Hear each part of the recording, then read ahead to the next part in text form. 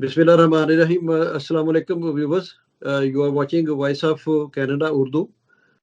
Today my special guest is Mr. Ahmed Hussen, Minister of Families, Children and Social Development. This is a panel interview and my co-host is Uzma Khan from Ottawa. And we welcome you, Mr. Ahmed Hussen, on my show. Thank you so much for having me. So let us begin with the first question.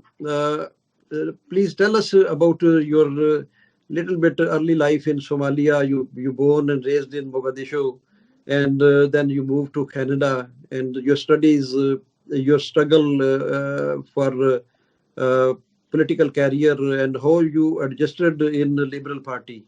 Well, first of all, coming to Canada, as you know, as a young person who has to restart their lives, it's not easy, but I got a lot of help from Canadians, neighbors, employers, teachers, a lot of good people, and I was able to work hard and volunteer in the community a number of years in Regent Park, building community together with many other residents.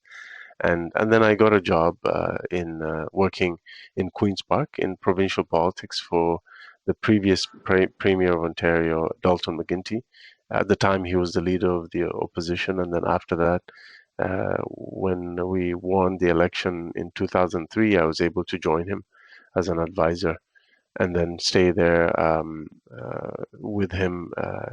And then after that, I decided to pursue a legal education to become a lawyer. So I did that, after that was finished, I came back to Toronto to become a lawyer. And I practiced in the area of criminal defense, mainly for young people, and immigration and refugee law and human rights law, which is something I'm very passionate about. And I was happy being a lawyer. I wasn't planning on running for office, but in 2014, a number of my friends encouraged me to run, and initially I wasn't willing to, but they kept encouraging me, and I finally decided to jump in. And in 2015, I ran on a campaign to really fight for the same community services that helped me to get ahead, because I felt those services were being attacked by the Conservatives. They were being cut by Conservative governments. And so I felt I had a particular duty to do whatever I could to defend those services and ran on that platform. And I'm glad that I was able to be elected by the good people of York Southwestern, and I got to work right away. And I'm proud to have done a lot to help my constituents of York Southwest in York Southwest. Right, and your family. Your political career, you told us a little bit. What about your family, your children, and? Yeah, I have three young boys, and the oldest one is 11 now, and Okay. then I have a 7-year-old and a 4-year-old. So they keep me very busy, and I enjoy spending more time with them now. Okay. Yeah. Okay. Now over to Uzma. Thank you, Mr. Hussain, for joining us today. My question is, would you like to explain our viewers what are the special incentives for the Canadian in 2021 federal budget under your ministry? Yes, so Budget 2021 has two main goals. One is to continue to help Canadians deal with the impacts of the COVID-19 pandemic. COVID-19 pandemic is not finished yet. So we have to continue to help Canadians who need help. So Budget 2021, for example, extends the Canada Recovery Benefit to September. It extends the Canada Emergency Wage Subsidy to September for businesses. It extends the Canada Emergency Rent Subsidy, and so on, at the Canada Emergency Business Account. In addition to that, Budget 2021 is also about making the necessary investments now to have a strong, inclusive economic recovery. So that's why you're seeing investments in young people, $5.7 billion to train young people to have more skills that will prepare them for the jobs of the future, creating more jobs for them so that they can come out of this pandemic strong. Providing a little bit more support to seniors by increasing the old age security payments by 10% starting next year for seniors over the age of 75, and this year sending a one-time $500 payment to them. In addition to that, in the budget, you've seen a big, ambitious investment of $30 billion in establishing a Canada-wide system of early learning and childcare. And then after the 5 years, spending $9.2 billion every year to continue that system. So it's long-term, it's ambitious. And for the 5 years, what we intend to do with the $30 billion is reduce the childcare fees by an average of 50%. So reduce it by half by the end of next year. So we're very ambitious in that regard. And then reduce it further by an average of $10, by bringing it down to an average of $10 a day for childcare fees by 2025, 2026. That will put a lot of savings back in the pockets of families who are now paying very high childcare fees, $50 a day, $60, $45. So they'll see those savings. For the ones who are outside the system now, because we know there's hundreds of thousands of women who are not working because they don't have access to affordable childcare. Those people will have an opportunity to join the system and also join the workforce, because if they have access to affordable childcare, they will work, and we will benefit as a society. Our economy will grow, our GDP will grow, the government will collect more tax revenue from more people working, and our kids will have a better start in life. So we're determined to do this. We will be doing it together with provinces and territories, but the federal government is putting significant dollars on the table and a commitment to get this done. Thank you so much. And my third question is, how would you differentiate or are you facing any challenges as compared to the previous IRCC ministry and this ministry? What is the difference between those ministries? Well, one is more external. It's about processing immigrants to come to Canada. It is about citizenship. It's about family reunification and refugees and international students and so on. This ministry is really about childcare. It's about affordable housing. It's about poverty reduction. So it's more domestic and more focused on Canadians. And I love it because as I said, I worked for many, many years in the affordable housing sector in Toronto. So it's like coming back full circle to something that I was doing many, many years ago. And it gives me an opportunity to really work on some very important files that are very important to Canadian families and Canadian children. Right. Uzma? Yeah. Now we would like to ask, what are the latest updates on vaccine and the travel restriction, if you have some information from the government that you would like to share with us? Yes, so on the vaccines, I would say that we have now delivered to provinces and territories over 13 million doses of vaccines. And so, it's important to recognize that that the vaccine delivery by our government has been very much important.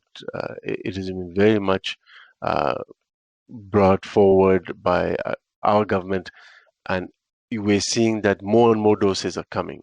For example, in the month of May, we will see millions of doses arriving every month. So far, as I said, we've delivered over 13 million doses to provinces and territories, and May is the big month. You will see a big ramp up in the number of millions of doses that will be delivered to provinces and territories. We expect by the end of June to have between 40 to 50 million doses of vaccines in Canada, which means that every Canadian who wishes to be vaccinated will have access to a vaccine. And on travel restrictions? As I said, we have a responsibility to keep everyone safe. We have a responsibility to keep Canadians safe, and we will do everything that we can to do so.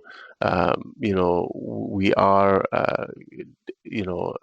we have put measures in place, public health measures, to ensure that there are restrictions from travelers from certain hotspots.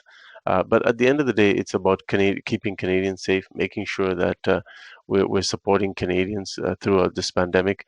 The restrictions are always informed by the latest public health information. And so we are requiring, obviously, people to quarantine when they get to Canada. It is important for folks to demonstrate that they have taken a COVID-19 test and that they have a negative result as a result of that, and so on. So there's a number of measures to continue to protect Canadians from further spread of the COVID-19 virus. Okay, so what do you think when we will come out from these restrictions and all? You see, this era is very difficult and very, problematic for everyone, and people are sick and tired. So what do you think as a government, we Canadians, we come out from this prison? I think we're going to come out of it very soon. At the end of the day, as more and more people get vaccinated, we will come out strong, and it's just a matter of time. We know that we are going to have more than enough vaccine doses for all Canadians who wish to be vaccinated. So the moment we reach a certain percentage of people who are vaccinated, I'm sure that things will start to open up, and we will slowly but surely get to a more open, more accessible economy and community. So there's light at the end of the tunnel. COVID will not be with us forever. We're going to defeat COVID together. Yeah, inshallah. And Minister, tell us the last question. There is a lot of criticism from the Doug Ford Premier and from the opposition on vaccine, the shortage of vaccine and the different types of vaccines. People are concerned about that. And also on the budget, federal budget 2021, there are so many criticisms from the opposition. How would you like to tackle them? Look, at the end of the day, what we're doing is delivering millions of doses of vaccines to Canadians, and we've been doing that. And in fact, that will only increase. So in terms of the vaccines, there's no issue around supply. We are, as I said, we will have 50 million doses by June. We already have delivered over 13 million doses to the provinces and territories. So we're doing everything that we can. And I know that supply is not going to be an issue at all, and is not even an issue now. And Canadians want us to work together. Canadians don't expect the different orders of government to work together. And there is also a small question about the vaccine brand like Pfizer, Moderna, and other brands. People are they are talking like I don't want Moderna, I want Pfizer only. What do you say about that? Every vaccine that is approved in Canada has to go through a very rigorous and thorough approval process by Health Canada, which is informed by the best global medical and health advice and expertise and experience. So any vaccine brand that is approved by Health Canada should be trusted by Canadians. It's safe. Any brand of vaccines that have been approved by Health Canada means that it's safe to absorb, it's safe to use, and there should be no concerns around that. And I just have a very small question regarding the Indigenous people. Like, what the federal budget 2021 under your ministry have for them? Something special? There's a lot happening with Indigenous for Indigenous peoples of Canada. There's an investment of $18 billion through the Indigenous Services Canada. Specifically to my portfolio, there's an additional $2.5 billion that will be provided to co-develop further Indigenous early learning and childcare. Thank you, Mr. Hussain, for joining us today and answering so many important questions. Thank you. Now, those who are watching us, please do like and subscribe Voice of Canada Urdu so we can bring more informative program like this.